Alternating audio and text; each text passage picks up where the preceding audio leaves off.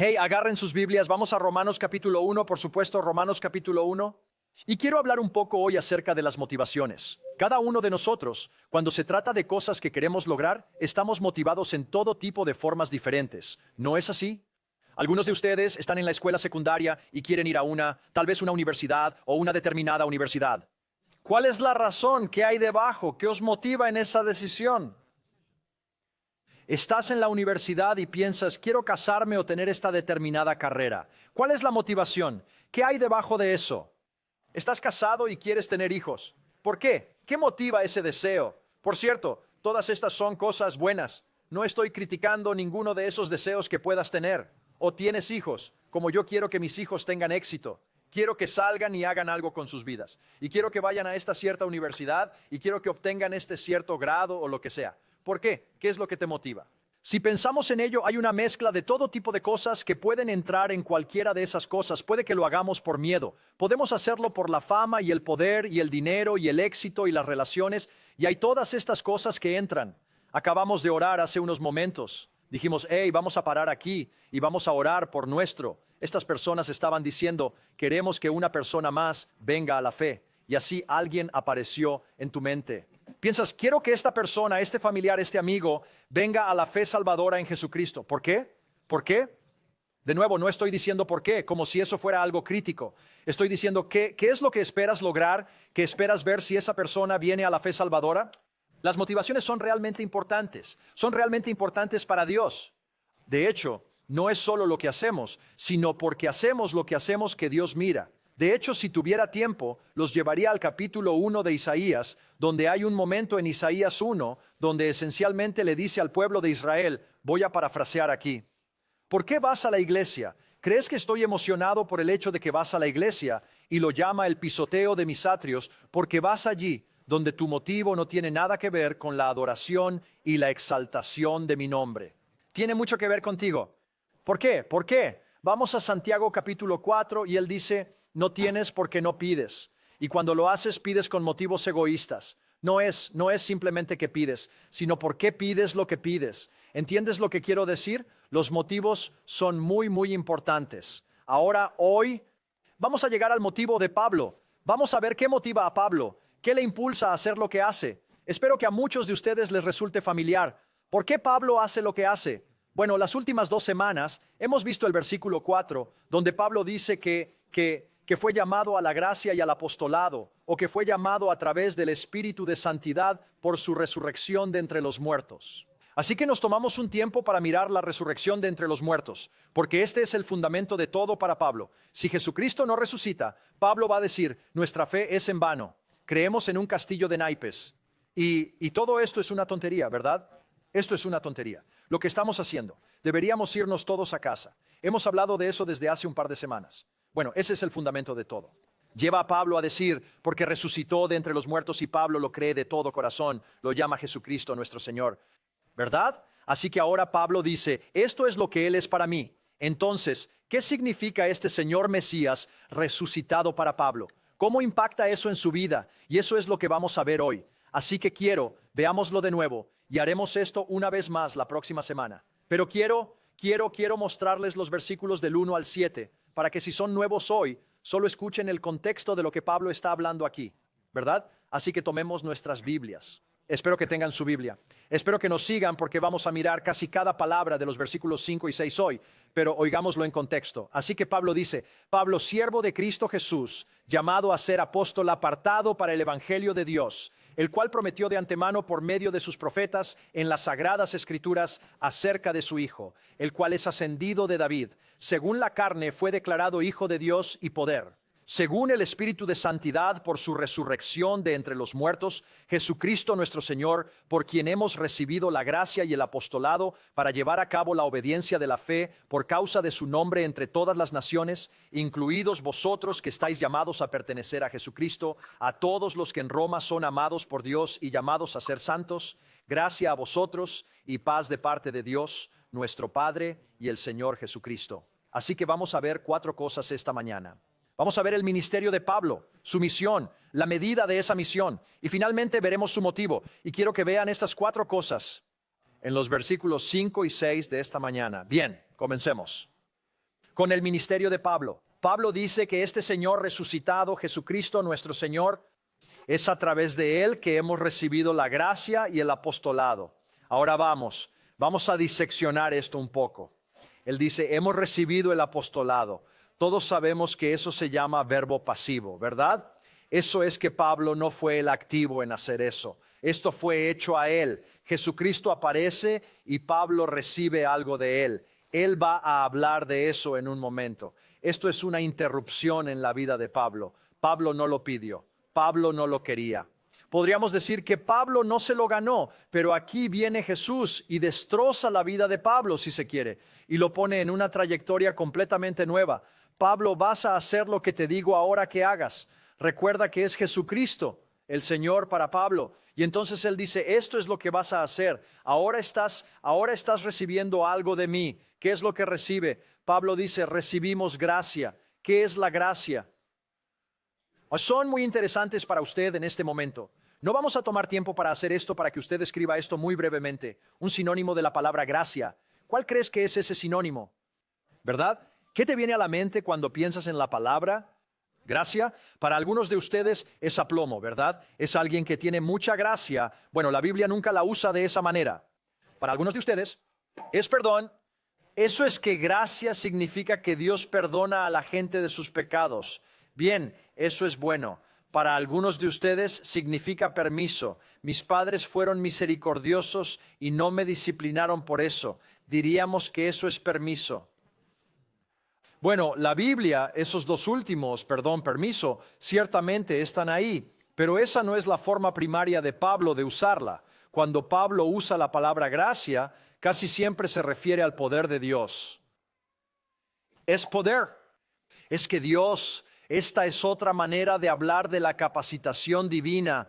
Dios capacitándote para hacer lo que de otra manera no podrías hacer aparte de su gracia. ¿De acuerdo? Aparte de ese poder capacitador. Hablamos de San Agustín hace un par de semanas, que escribió este pequeño libro llamado Confesiones, un gran libro. En algún momento probablemente deberías leerlo, pero aquí está, él está hablando con Dios y se está confesando y diciendo, Dios, yo era de esta manera e hice esto, y en un momento le dice a Dios, Dios, ordena lo que quieras y luego da lo que ordenas. ¿Entiendes eso? Ordena lo que quieras, ¿verdad? Dime que salte a la luna. Puedes decirme que haga lo que quieras, pero luego me capacitas para llevar a cabo tu orden, ¿verdad?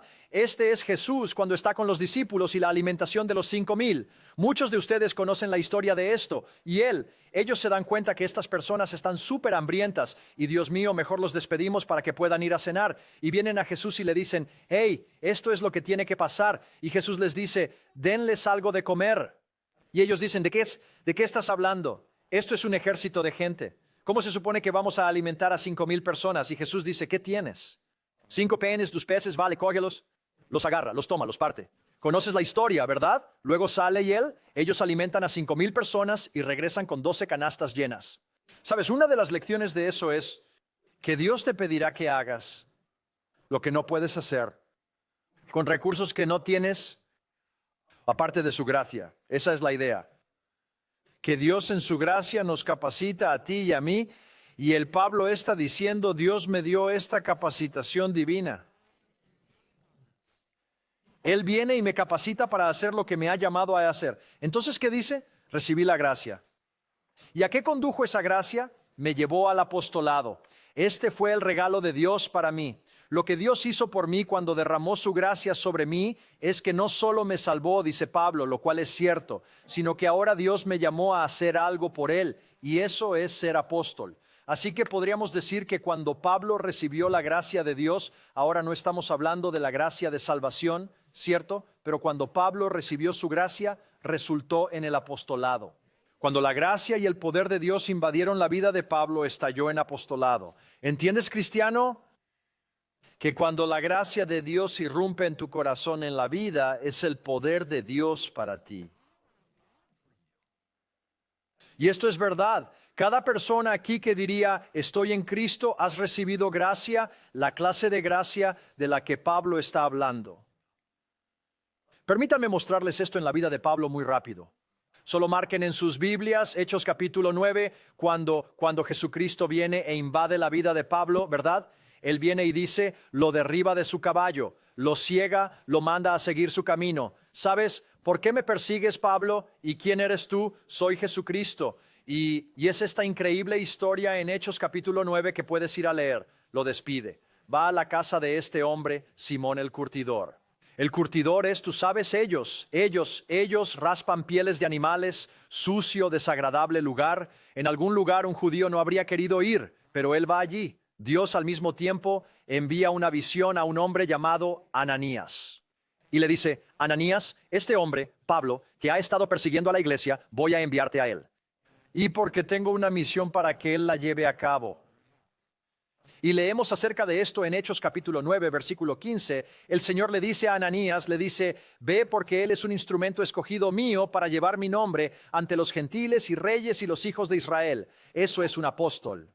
Ve y eres enviado por mí porque yo le mostraré cómo debe sufrir por causa de mi nombre. Entonces Ananías va, ora por Pablo. Pablo recibe este Espíritu Santo. Las escamas caen de sus ojos. Ya no está ciego.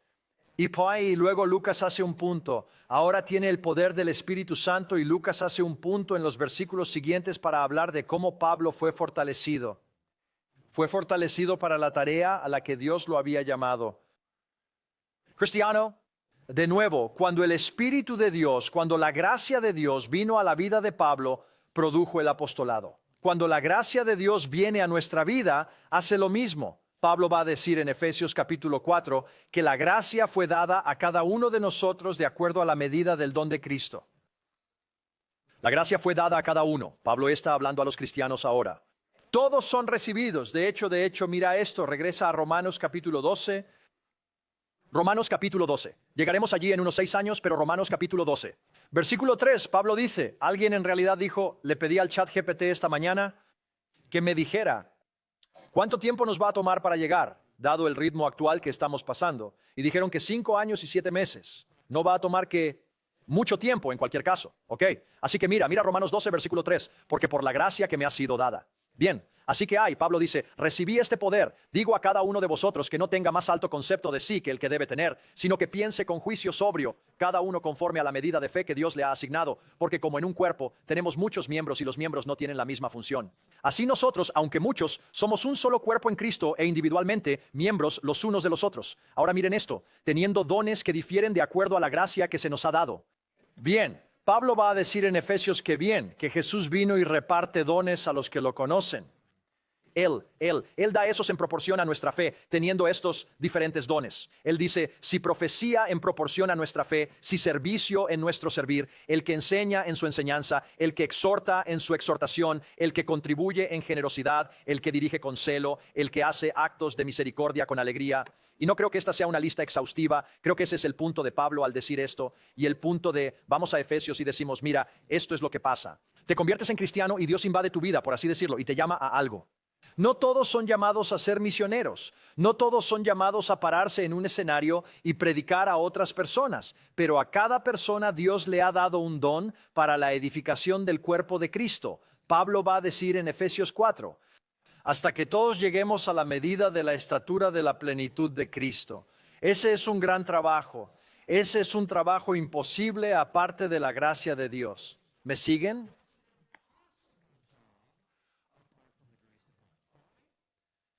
La gracia de Dios nos capacita para hacer lo que de otro modo no podríamos hacer. Estamos facultados para hacer lo que Él manda. Así que este es el ministerio de Pablo. Esto es a lo que Pablo es llamado. Es llamado por su gracia. Al apostolado, ¿de acuerdo? Eso es lo primero. Lo segundo que quiero que veas es la de Pablo. Y esto es lo que Pablo dice. Él dice que a través de Jesús se me ha dado gracia y apostolado. Y luego mira lo que dice para llevar a cabo. La obediencia de la fe, o algunas de sus traducciones dicen a la obediencia de la fe, ¿ok? Así que este es el objetivo, esto es a lo que Pablo apunta, esto es lo que quiero, y quiero pasar un poco de tiempo en esto. De hecho, haz esto, te lo he dicho, deberías escribir en tu Biblia, tus nietos te lo agradecerán, pero deberías rodear la obediencia de la fe, ¿de acuerdo? Y entonces, si no tienes ya una pequeña nota al pie, probablemente hay algo abajo en tu Biblia que va a decir una nota al pie. Te va a referir todo el camino de regreso a Romanos capítulo 16 y versículo 26. De hecho, ve allí conmigo. Quiero que vayas allí. Hasta el final es el penúltimo verso de este libro. ¿De acuerdo? Y escuchen lo que dice Pablo. Pablo de nuevo va a hablar del Evangelio. Va a comenzar esto con el Evangelio. Va a terminar con el Evangelio. Pero escuchen cómo termina. Él dice, este Evangelio ahora ha sido revelado y por medio de los escritos proféticos ha sido dado a conocer a todas las naciones. Veremos todas las naciones en un minuto, según el mandato del Dios eterno. Y luego miren esto. ¿Por qué? Para lograr la obediencia de la fe. Así que aquí tenemos el final del libro de Romanos, la obediencia de la fe en el capítulo 1, la obediencia de la fe en el capítulo 16. Este es un término muy importante. ¿Qué significa? Bien, si yo dijera, hey, veamos todos si podemos llegar a la definición de la palabra obediencia, probablemente lo haríamos bastante bien. Si les dijera, vamos todos a buscar la definición de fe, todos tenemos en mente lo que es la fe. ¿Sabes dónde viene la verdadera discusión sobre ese término? No es con la palabra obediencia, no es con la palabra fe, lo creas o no, es con la palabra de. Es con la palabra de. ¿Qué significa eso? Ahora mucha gente va a decir lo que significa es que la obediencia que viene de la fe, ¿cierto? Esto suena muy evangélico, suena muy bien, me encanta cómo suena esto. La idea es que lo que sucede es que lo primero que sucede en nuestra vida es que llegamos a la fe y luego a través de eso somos obedientes. Así que primero tienes fe, luego tienes obediencia. La fe es primaria, la obediencia es secundaria. Bien, ¿me sigues hasta ahora? Esto se siente bastante bien, como que tal vez eso es de lo que Pablo está hablando, la obediencia que resulta de nuestra fe. Pero déjame mostrarte algo aquí realmente rápido porque quiero mostrarte otro sujetalibros. Estás en el capítulo 1, baja al versículo 8 y escucha lo que Pablo va a decir a estos en Roma. Él dice, doy gracias a mi Dios por medio de Jesucristo por todos ustedes porque su fe es proclamada. Su fe es proclamada en todo el mundo, así que noten esto. Pablo dice, estoy muy agradecido. Miren lo que Dios ha hecho entre ustedes. Nunca los he visitado y sin embargo tu fe es proclamada en todo el mundo. Esto es asombroso. Ahora vuelve al capítulo 15 y ve al versículo 18. Bien, Pablo está como terminando las cosas en el capítulo 15 y dice en el verso 18, porque no me aventuraré a hablar de nada, excepto lo que Cristo ha logrado a través de mí para traer a los gentiles a la obediencia. Ahora bien, si la fe es primaria y la obediencia es secundaria, ¿por qué Pablo no dice traer a los gentiles a la fe? Permítanme recordarles lo que dijo Jesús, un pasaje muy, muy familiar, ¿verdad? Mateo capítulo 28. Cuando Jesús se prepara para ascender al cielo, les dice a sus discípulos, toda autoridad me ha sido dada en el cielo y en la tierra. Ahí está Jesucristo nuestro Señor, ¿verdad? Hay un Cristo resucitado diciendo, hombre, lo tengo todo. Por lo tanto, vayan y hagan discípulos. Como Jesús, Él dice bautizándolos en el nombre del Padre, Hijo, Espíritu Santo. Bien, así que hay un discípulo de alguien que ha sido bautizado. Si no ha sido bautizado, debe ser bautizado, ¿verdad? Eso es parte de lo que significa ser un discípulo de Jesús. Luego dice esto, y enseñándoles a obedecer todo lo que he mandado. Un discípulo es alguien que obedece. Obediencia de fe. Ok, entonces estoy diciendo, quiero dejar esto muy claro. Sí, quiero tratar de desempacar esto de una manera que todos entendamos. Estoy diciendo que la obediencia viene antes que la fe. No, 10,000 veces no. Espero que todos ustedes tengan suficiente instinto evangélico en este momento para decir, si alguna vez predicas eso, Chris, te correríamos de aquí, ¿verdad? Ese no es el evangelio. ¿El evangelio es qué? El evangelio es que no obedezco mi camino en el favor de Dios, ¿verdad? No puedo ser lo suficientemente obediente. No es lo que he hecho o lo que puedo hacer hoy o lo que haré en el futuro que me hace bien en los ojos de Dios. Es lo que Jesucristo ya ha hecho. No es mi obediencia, es Cristo, lo que los teólogos llaman obediencia pasiva y activa. Es la obediencia plena a Dios. Ahí es donde encuentro mi refugio, ahí es donde lo encuentro. Entonces, si ese es el caso, entonces podemos decir esto. Que la fe salvadora es mirar solo a Cristo, ¿de acuerdo? Así que quiero que escribas eso en algún lugar. La fe salvadora es mirar solo a Cristo. Eso es lo primero que quiero que recuerdes. Pero ahora hay una gran pregunta. ¿Qué es la fe salvadora? ¿Qué es la fe salvadora? Esto es muy importante. ¿Qué significa tener fe salvadora? ¿Qué tipo de fe te salva realmente?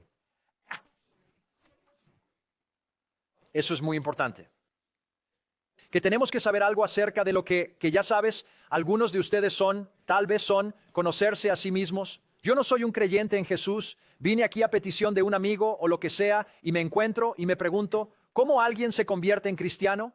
Bueno, esto es lo que nos preguntamos. ¿Qué debo hacer para ser salvo? Pedro se levanta en Hechos, capítulo 2, y predica este sermón y le habla de cómo han crucificado al Hijo de la Gloria. Y la gente responde, ya sabes a Pedro, ¿qué debemos hacer para ser salvos? ¿Sabes lo que Pedro no dice? Solo creer. Solo creer. En Hechos capítulo 17, Pablo está predicando ahora y dice que Dios ha ordenado a todas las personas en todas partes que se arrepientan. ¿Sabes lo que Pedro dice cuando ellos dicen qué debo hacer para ser salvo? Él dice, arrepentirse. Ahora dime, si te digo arrepiéntete, ¿es una petición o una orden? Bien, estudiantes de inglés, ayúdenme, es una orden. Bien, ahora la Biblia dice así que Dios ordena en todas partes a cualquiera, en todas partes a arrepentirse. Ahora, ¿por qué estoy haciendo un gran problema sobre esto? Porque este es el asunto. Usted debe obedecer a Dios. Debe haber una obediencia para que te conviertas en cristiano. ¿Me sigues? Ahora quiero asegurarme de que no me malinterpretas. La fe salvadora es obediencia a Cristo, al mandato de Dios. Debes arrepentirte. Esto es a lo que Pedro, ¿qué debo hacer para ser salvo? De nuevo, él no solo dice, cree, arrepiéntete. Arrepentimiento es ¿qué? Obediencia al mandamiento de Dios justo al principio de nuestra fe cristiana. Romanos capítulo 10, llegaremos ahí algún día. Romanos capítulo 10, verso 16, Pablo dice esto, que una de las maneras en que podemos hablar de los no creyentes, no cristianos, es que son personas que no han obedecido el evangelio. Ahora eso es raro porque la mayoría de nosotros lo diríamos de esta manera, que no han creído en el evangelio. Pablo dice, no, son personas que no han obedecido. Por eso esto es tan crucial porque, escúchenme, creer es obedecer. Creer el evangelio es obedecer. No creemos y luego obedecemos. Obedecemos creyendo el evangelio. Obedecemos arrepintiéndonos. Nos rendimos a Dios, inclinamos nuestras cabezas. Así que escucha, así que alguien que dijera, soy cristiano, ¿te has arrepentido de tu pecado, del mandamiento de Dios? ¿Has obedecido ese mandamiento? ¿De qué tengo que arrepentirme? No eres cristiano porque no has obedecido inicialmente. Así es como entras. Y si escuchas, esto no lo hace una salvación de trabajo. Esto es decir, Jesucristo es Señor y Él dice a la gente en todas partes, arrepiéntanse. Y cuando hablamos de conversión, hablamos de convertirse en cristiano. Tiene estas dos partes. No solo decimos, solo cree. Decimos arrepentirse y creer siempre. Es arrepentimiento, es creer. Esas dos cosas van de la mano. Así que la manera en que nuestra fe inicial comienza es a través de la obediencia, pero también lo es la fe continua, ¿cierto? No solo obedecemos para comenzar la vida cristiana y luego simplemente nos convertimos en que todo lo que hacemos es creer. No, la vida cristiana es sumisión continua a Jesucristo y a su voluntad para nuestras vidas. Es obediencia continua. El capítulo 6 de Romanos es esencialmente uno de los temas principales del capítulo 6 de Romanos es, ahora eres cristiano, empieza a obedecer los mandamientos correctos, deja de obedecer los mandamientos del pecado, empieza a obedecer los mandamientos de la justicia. Así es como seguimos adelante. Así que la vida cristiana es Jesucristo es Señor. Escuchen su señorío, versículo 4, realmente significa algo. Realmente significa algo. No hay salvación sin sumisión. Hey, no hay Cristo como Salvador sin Cristo como Señor. Por cierto, eso es entrar en el territorio de un debate masivo en los años 80 que tal vez algunos de ustedes recordarán, llamado el debate de la salvación del señorío que estaba sucediendo entre el seminario al que asistí y se equivocaron, lo hicieron, y otro seminario. Esencialmente dijo esto: usted puede tener a Jesús como su Salvador sin tenerlo como su Señor. No, no se puede. Señor, no, no puedes. No puedes. Esas dos cosas vienen en un sobrejuntas, ¿verdad? Esas dos cosas están conectadas por la cadera. No somos rescatados del pecado, no somos rescatados de la ira de Dios simplemente por creer en un conjunto de hechos. Somos rescatados de la ira de Dios, somos rescatados del pecado sometiéndonos a una persona, obedeciendo todo lo que Él ordenó. Así es como te conviertes en discípulo. Esta es la obediencia de la fe. La obediencia de la fe es la entrega inicial y continua. Así que cuando Pablo, porque no ves al principio en Romanos capítulo 15 y allí en Romanos capítulo 1, cuando Pablo usa palabras como obediencia y fe, él realmente está hablando de dos lados de la misma moneda. Realmente está usando dos palabras para describir la misma realidad. Así que no me preocupa tanto si crees que Jesucristo es el Hijo de Dios. Debes creerlo. ¿Has doblado tu rodilla ante Jesucristo nuestro Señor? ¿Te has arrepentido del pecado? En respuesta al mandato de Dios y has puesto tu fe en Él como lo único que puede salvarte. Esa es la fe cristiana. Obediencia y fe, absolutamente necesarias. Esta es la obediencia. ¿Qué significa la D? Obediencia de fe. Podríamos decirlo así. La obediencia es la fe. Creemos obedeciendo, obedecemos, creyendo, ¿de acuerdo? Así que ten cuidado de no separar esos dos el uno del otro. Bien, esa es la misión de Pablo. Quiero traer la obediencia de la fe. Quiero ir y decirle a la gente y llamarlos a someterse a Jesucristo, nuestro Señor. Bien, ahora sigamos, porque ahora Pablo va a decir cuál es la medida. Como en otras palabras, Pablo, ¿cuál es el alcance de este ministerio y la misión que estás en? Solo quiero ver a este grupo regional de personas llegar a la fe salvadora. Ya sabes, vas a plantarte en una iglesia y eso es lo que vas a buscar en una ciudad. Pablo dice esto: la obediencia de la fe entre todas las naciones. Y luego mira el verso 6. Él dice, incluyendo a ustedes que son llamados a pertenecer a Cristo Jesús. Bien, ese es el alcance, hasta donde Pablo quiere que lleguemos. Ahora, ¿captaste esto? Todas las naciones significa lo que suena. En realidad en griego es una palabra de donde sacamos la palabra etnias. La idea es que cada tribu y nación y lengua en el mundo doblará su rodilla a Jesucristo como Señor. Que Él, Pablo dice, hombre, quiero ir y quiero traer la obediencia de la fe. Ahora, esta es una misión agresiva. No es así, es masiva. Quiero llevar este mensaje a todo el mundo. Tal vez, ya sabes, hay declaraciones de misión por ahí en las empresas que tipo de hacer lo mismo, ¿verdad? Google tiene algo así como querer organizar toda la información del mundo en algún formato accesible o algo así, ¿verdad? Esto es enorme. Paul está diciendo, quiero llevar este mensaje a todo el mundo. Ahora, escucha, tú no dices algo así. Si no crees lo que Pablo ya ha dicho, resucitó de entre los muertos.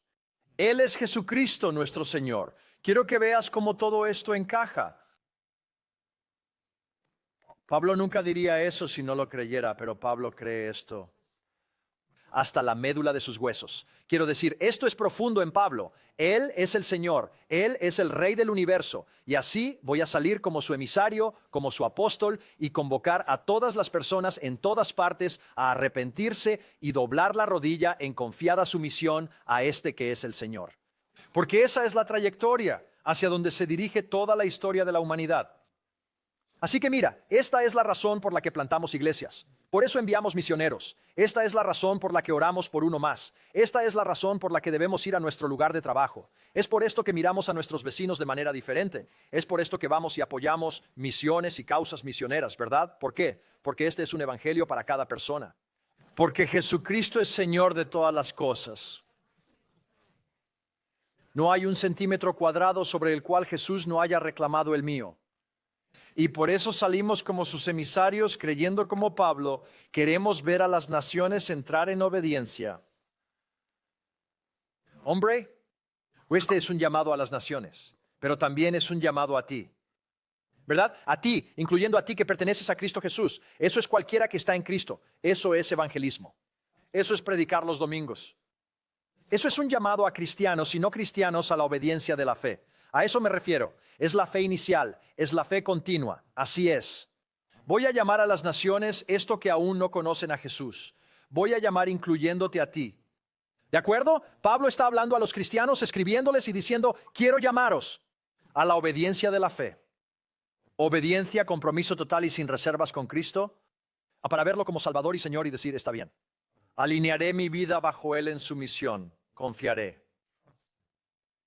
Y en Él porque Él es el Señor, eso es lo que Pablo busca. Y esto es lo que debemos hacer. Esta debería ser la medida de lo que hacemos. Esta es la razón por la que debemos ir. Es por esto que debemos plantar iglesias. Es por esto que debemos apoyar a los misioneros, porque esta es la meta. Esto es lo que creemos. Jesucristo es Señor.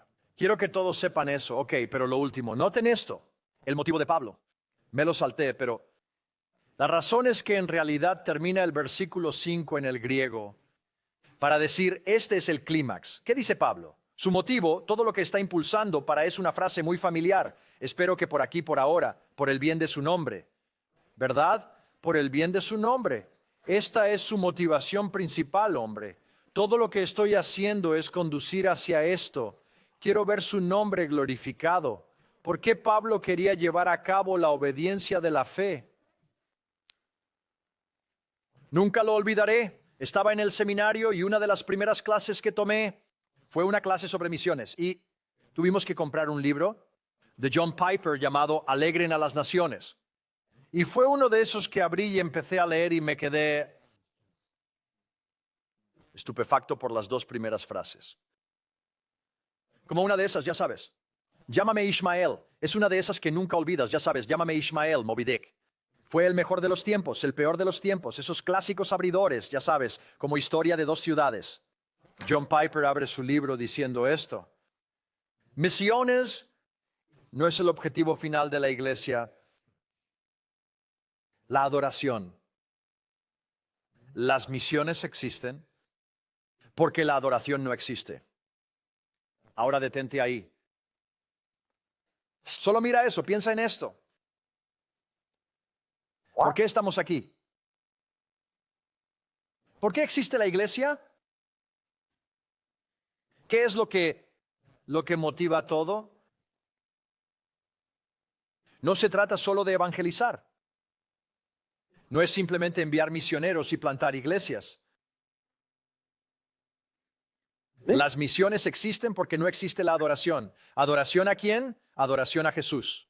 Y por eso queremos salir al mundo. Esto es lo que Pablo está diciendo. Pablo está diciendo, cuando digo por el bien de su nombre, eso es lo que está hablando. Quiero todo. Se mueve hacia esto, ¿verdad? Mi apostolado, dice Pablo, apunta hacia esto. Esta es mi motivación. ¿Sabes lo que me levanta por la mañana? Pablo diría, ¿sabes por qué me pongo mi túnica y camino estas millas y voy por el mundo haciendo lo que hago? ¿Sabes cuál es mi verdadero norte? Es llevar a cabo la obediencia de la fe y con esta motivación masiva por el bien de su nombre, por su gloria, por su nombre, no por el mío. No para que la gente conozca el nombre de Pablo. Así que esto es. Pablo dice, hombre, soy un misionero del mundo porque la adoración a Cristo no existe. Y quiero cambiar eso. Quiero verlo glorificado. Vivir por el bien de su nombre significa vivir solo para la gloria y el honor de Cristo, para que mi vida haga mucho de Él, no mucho de mí. ¿Es esta tu motivación? Hemos hablado mucho de esto, ¿verdad? Algún día toda rodilla se doblará, toda lengua confesará que Jesucristo es el Señor. Eso es un hecho establecido, espero por ti. ¿Quieren eso? ¿Entiendes que esta es la mayor necesidad en el mundo de hoy? ¿Es que la gente doble su rodilla ante Jesucristo? ¿Te imaginas? Si esto sucediera a escala local o mundial, ¿qué te haría a ti? ¿Qué le haría a tu familia si toda la familia doblara su rodilla ante Jesucristo? ¿Cómo afectaría a tu vecindario? ¿Qué le haría a la comunidad, a tu ciudad, a tu estado, a la nación? ¿Qué haría en todo el mundo, en las relaciones entre las naciones? Esta es la mayor necesidad del mundo actual. Que el mundo vaya, queremos honrar a Cristo como Señor. John Stott escribió esto acerca de honrar a Cristo. Él dijo, nosotros los cristianos debemos ser celosos, como a veces dice la Escritura, por el honor de su nombre, preocupados cuando permanece desconocido, heridos cuando es ignorado, indignados cuando es blasfemado, y todo el tiempo ansiosos y decididos a que se le dé el honor y la gloria que le son debidos. ¿Estás herido? ¿Estás preocupado? ¿Estás indignado? ¿Estás ansioso? ¿Estás decidido a que el nombre de Cristo reciba el honor y la gloria que le corresponden? Seamos sinceros. ¿Qué nos motiva? ¿Por qué quiero obtener ese título? ¿Por qué quiero ir a esa universidad? ¿Por qué quiero casarme? ¿Por qué quiero tener hijos? ¿Por qué quiero lo que quiero para mis hijos? Escucha, todas esas son grandes cosas que quieres. Pero ¿cuál es el motivo subyacente, verdad? Es que, hombre, cuando rezo por ese más, ¿para qué estoy rezando? ¿Estoy rezando más por mí? Porque tú sabes, si esa persona viniera a la fe, eso seguro haría mi vida conveniente. O si esa persona viniera a la fe, entonces probablemente pelearíamos mucho menos. O si esa persona viniera a la fe, yo dejaría de temer por su futuro. Bien, Pablo está diciendo que hay una gran motivación debajo de todo eso y que lo que queremos más que nada es ver a esa persona y estos asientos llenos y a todos tus más vengan a la fe en Cristo para la gloria de su nombre, para que Cristo sea glorificado. ¿Ves? No queremos ver a la gente venir a la fe salvadora. Oigan cómo estoy diciendo esto simplemente para ser obedientes a la gran comisión. Nuestra meta no es porque simplemente amamos a los pecadores que están alejados de Dios, si los amamos. Sí, queremos ser obedientes a la gran comisión. Pero nuestro mayor deseo debe ser un celo ardiente por la gloria de Cristo, por el bien de Él.